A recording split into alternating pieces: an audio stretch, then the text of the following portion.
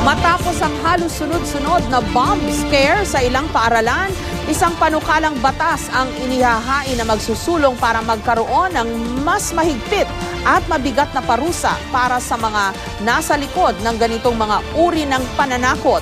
Ang dating 5 taong pagkakakulong at 40,000 pisong multa dapat daw itaas na sa 12 taon na may kasamang 5 milyong pisong multa. Live mula sa Quezon City, may report si Rafi Tima. Rafi?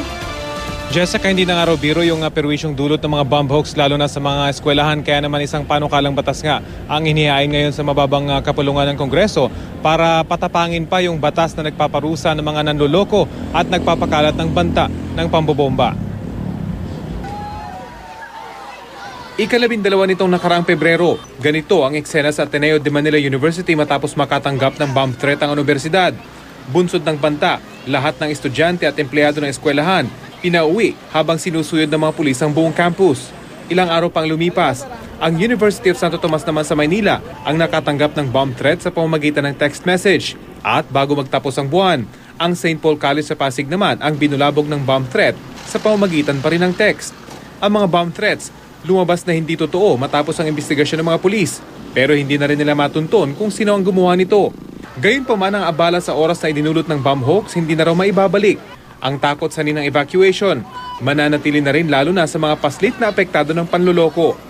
Bagay na nagbunsod kay Marikina Representative Miro Kimbo para maghain ng panukalang batas na naglalayong lakihan ang parusa sa mga magsasagawa ng bomb hoax. Yung damage, hindi lang yung disruption nung activity, meaning nagsasara ang paaralan, pero humihinto yung buong ekonomiya pagdating sa lugar na yun. Pag pinag-usapan natin, kapag nagkaroon ka ng bomb threat sa isang airport, can you imagine yung ihinto mo yung pagtulak at paglabas ng mga commodities, ng mga goods, ng mga pasahero. Aminado si Representative Kimbo, may halong personal ang paghahain niya ng House Bill No. 4030. Kabilang raw kasi ang kanyang mga anak sa mga napilitang mag-evacuate matapos ang bomb threat sa Ateneo.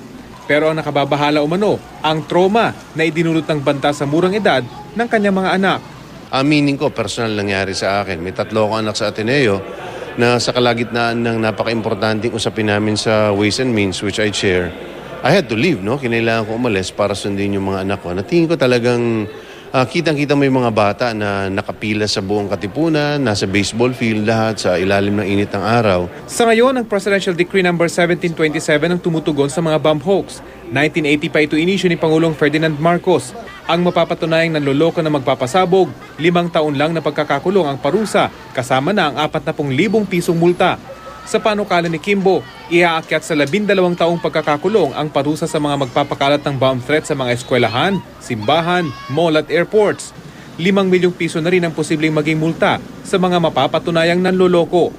Ayon sa PNP, malaki ang may tutulong ng panukala sakaling ito'y maisabatas. Yes, we believe so na pagka itong bill o panukalang batas na to ay maging ganap na batas, ay magiging deterrent to sa mga taong lalo na mahilig lang magbigay ng hoax na bomb threat or bomb joke. Bukod sa kanyang panukala, umaasa naman si Representative Kimbo na makalusot din ang SIM Card Registration Act na nakahain sa mababang kapulungan ng Kongreso. Mga prepaid SIM cards daw kasi ang karaniwang ginagamit ng mga gustong manloko dahil madali lang itong maidispatcha at mahirap matunton ng mga investigador.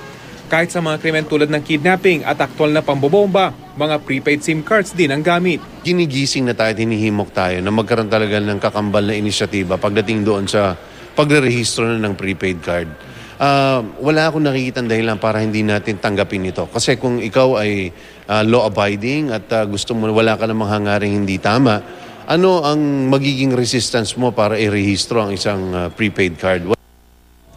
Jessica, mahaba-haba pa ang tatahakin ng panukalang batas ni Congressman Kimbo at maging ng SIM Card Registration Act. Wala pa ito sa committee hearing at kailangan din siyempre ng kaparehong panukalang batas sa Senado. Pero kapag naaprubahan, umaasa si Kimbo na magdadalawang isip yung sino mga gustong manloko kapag alam nila kung gaano kabigat yung kinakaharap na parusa kapag sila ay nahuli. Jessica? Oo, ang laki nga nung itinalon nung parusa, no? 5 million pesos Yun ang magiging multa mula sa 40,000 ba yun, Rafi? Yes, Jessica, 40,000 pesos lamang yung kasalukuyang batas sa ngayon. Okay, pero ang tanong ko, kasi nakakadalawang eskwelahan na dito sa Metro Manila na nagkaroon ng bomb scare nitong mga nakalipas na araw. Ateneo and then St. Paul Pasig.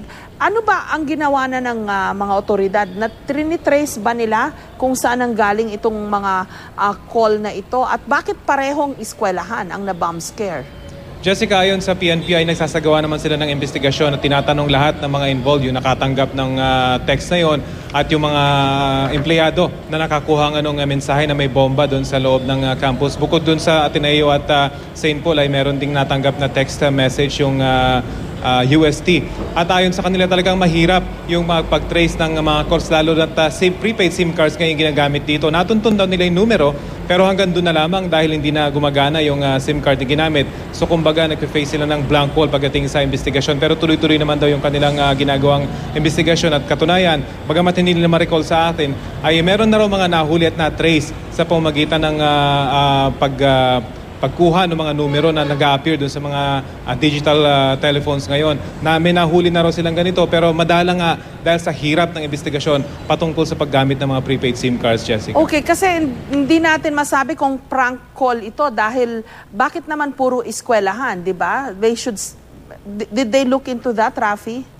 Well, Jessica, meron mga usap-usapan kasi kahit nang ako na nasa kolehiyo, may mga usap-usapan na kapag darating ng exam week, may mga tumatawag sa eskwelahan para manloko, para hindi matuloy yung kanilang examination. Although hindi ito sinabi sa atin ng PNP, Jessica, ay posibleng isa ito sa mga dahilan. Pero yung talagang dahilan ng bomb hoax na ito ay hindi pa naibigay sa atin ng PNP. Wala kasi silang makitang pattern insofar as yung particular school na yun is concerned, for example, Ateneo o kaya St. Paul, dahil wala namang sunod-sunod na mga bomb threats na natanggap itong mga eskwela na ito. Ito lamang yung mga natanggap nilang bomb threat this particular year. So wala pa sila nakikitang pattern, pero pagdating sa mga eskwelahan, masasabi nga natin mga exam week na nangyayari itong mga to. Pero yun nga, officially hindi masabi sa atin ng PNP kung ano yung dahilan ng mga hoax na ito, Jessica. Okay, maraming salamat sa iyo, Rafi Tima.